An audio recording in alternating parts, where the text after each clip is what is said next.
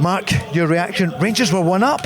Yeah, Rangers took the lead, Paul, the 16th minute through a beautiful goal from Scott Arfield. It really was. Firmino equalised pretty soon after at the 24th. It was one each at half time. Rangers produced the best 45 minutes of the Champions League so far, without a doubt, but they collapsed in the second half. And you have to say, Paul, it's not an easy thing to say, but it's an embarrassing scoreline for Rangers tonight. It's embarrassing for Giovanni Van Bronckhorst. It's embarrassing for the players. They were totally outclassed, and really if Liverpool wanted to step it up a gear, they could have. And Mo Salah has come off the bench to score a hat-trick in just over 6 minutes, a Champions League record. It's not a pretty thing to say. Rangers on 0 points after 4 games. They need a miracle to stay in Europe now. It's not going to happen.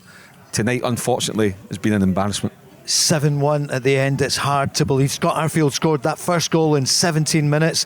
Bobby Firmino equalised just 7 minutes later. A header from Simicast corner.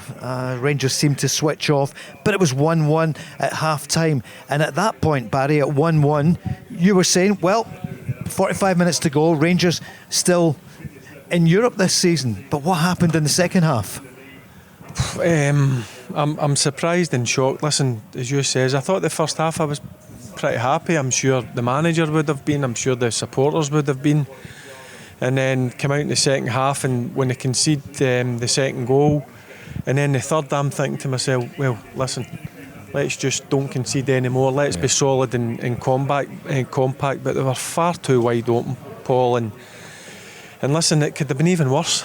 I know they've got quality players, but at that level you shouldn't be conceding that amount of goals. As you can probably hear in my voice, I'm taken aback a bit with the second half performance. It was a bit of a collapse, and as I said before the game, Paul, I was confident they could have got something out of the game. Simple fact was that Liverpool were missing some key players. Some key players were on the bench, but listen, they totally overran Rangers in the second half and totally dominated the full second half, and Rangers didn't lay a glove on them.